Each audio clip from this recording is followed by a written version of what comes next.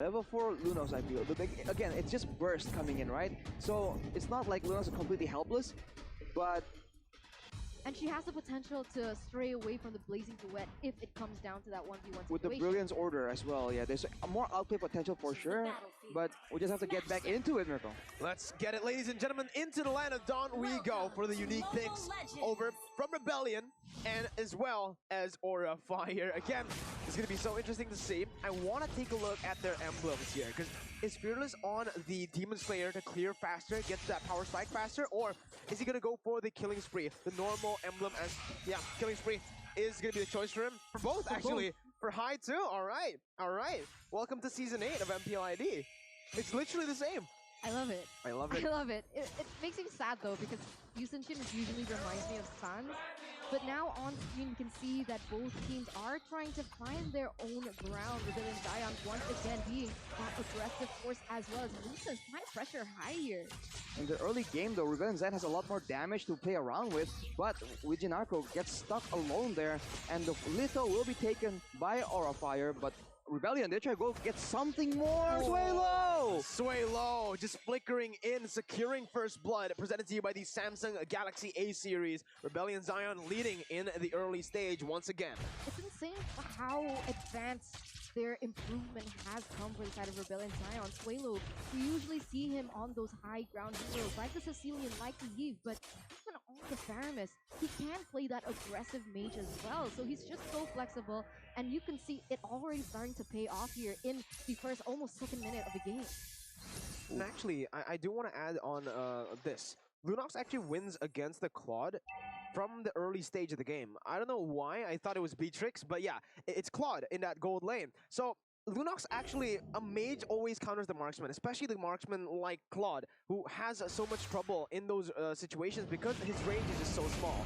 Highs with better sustain, better poke, more range, will be able to just completely poke Chai down. So Aura need to constantly be looking at that top side as Rebellion use this pressure in the top side to go for the first turtle of the game. Fluffy jumping in with the Falling Star Moon, Swaylo popping the Cold Altar. First neutral objective secured by Fearless.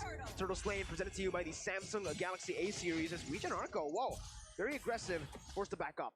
Man, look at the damage Fluffy's receiving on the Esmeralda, even from Swalo. It's interesting. Is a Faramis base damage that high? I think the more people are around, the more damage the spells do as well. So these early game fights where everyone's clumped up like this, it's really beneficial for Swalo. And of course, talking about Fluffy and taking damage, name a more iconic duo. He just goes in, and so far, he has not been punished for it just yet. That is the power of that Esmeralda. And for Aura Fire, talking about how they're able to maneuver around the Cult Altar, they have 3 sprints, right? So, you know, they'll be able to outrun or chase as much as possible, especially when the going gets really important in that late game. So remember, Arashi, on the note about Fluffy and Esmeralda, but that has to wait as Godiva is going to be the center of attention there. The top side and even getting picked off. But back to my point. Remember that Highs on the Lunox is going to be able to counter the Esmeralda later on in the game. So Fluffy always being able to absorb that damage, it won't happen in this game. Oh, it's a dive here. Giant getting brought back by the Shadow Stampede, but Rebellion, they just use this to create space for Highs again, playing for that winning lane, creating so much space, and sending the Yusen-Shin over to collect the turret gold. It's the hyper carry meta! It's kind of back here, as Fearless is able to take a little bit of damage onto the turret gold. They're looking for a fight though. High gonna get caught. Whoa, what was he doing there?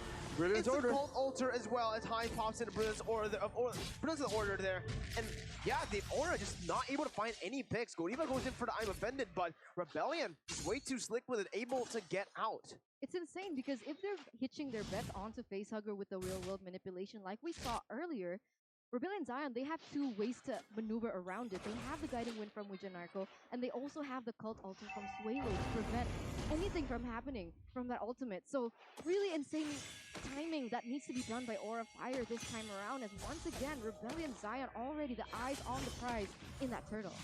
They've been playing it so well in the laning phase because they are able to shut down Kaid and get Highs as well as Fearless a bit more ahead because they did bring in Fearless to collect their turret gold, and that will set him up to make him a lot more with a lot more damage and a lot more security for the retributions against High. That's going to be another free turtle picked up by Rebellion Zion, presented to you by the Samsung Galaxy ACU. Just Godiva jumps in with I'm Offended. Fujinarko still able to flicker out. Swalo bringing 3 members back, but Facehugger pops in. The real world inflation instantly cancelled out. Swalo doesn't have to call Alter just yet. Flickers out to safety. Highs comes in with a Chaos Order, taking Godiva low, taking Godiva down in the mid lane, leaving the gold lane over for Fearless to take, and even in the bottom side, Rebellion winning in all 3 lanes as the top side is gonna get ganked. Oh my god, again, Rebellion. Wow. I'm so impressed. I'm so impressed. There was a moment that Aura Fire could have taken that top tower turret, but you can see the way that Fearless instantly rotated there and prevented that from ever happening, Arashi. Clock of Destiny already completed for highs on that Lunox, so he'll be attempting to do a lot of scaled up damage in the late game. For Kaito, he does have the DHS, he's not in that build up. Wow, that actually makes sense. That's exactly what we're seeing, and you can see it actually pay off already. Once again, Rebellion Zion going very aggressive with the 3 men. Like you mentioned, the hyper thing. Right. Oof!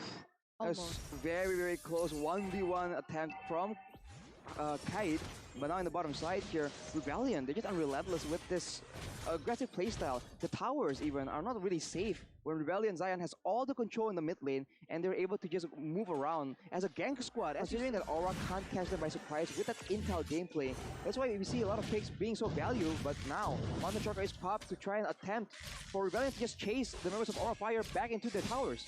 Brody was very, very low. Trying to go in with a BMI. Fearless, oh my goodness, dashing in, dealing the damage onto high, taking him low. Swalo looks for a kill onto him. Turtle Buff is there. What? Wait, Godiva got caught. Swalo able to, what? He got deleted. What happened there? He actually went for the kill.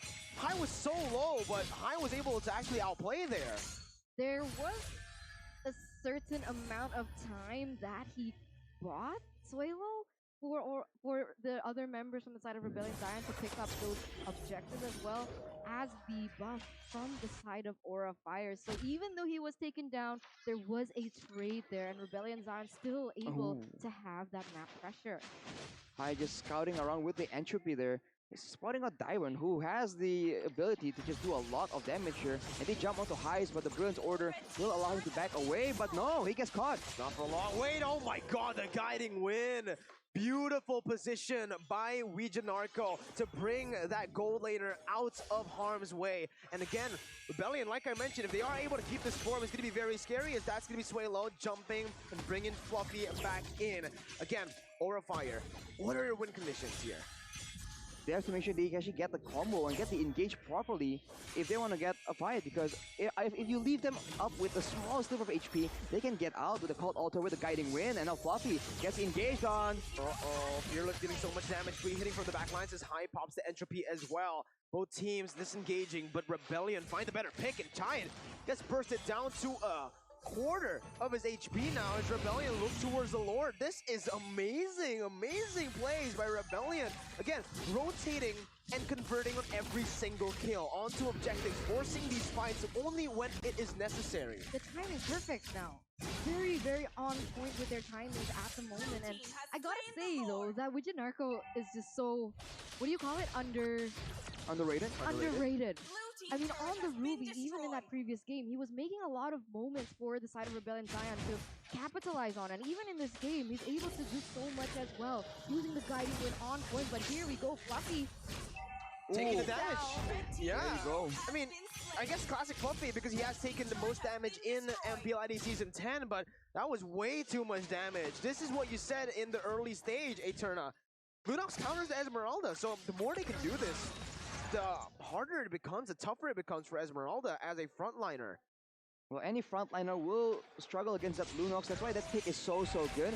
It is essentially DPS, but also burst. So it's a lot more dynamic, and now with the waves pushing in, it won't crash at like exactly the same time, but Rebellion Zion, look at the discipline and how they manage the waves out. The members of Aura Fire, they're spread out across 3 different waves, and even then, Sway Low is unrelentlessly pressuring them back into the base.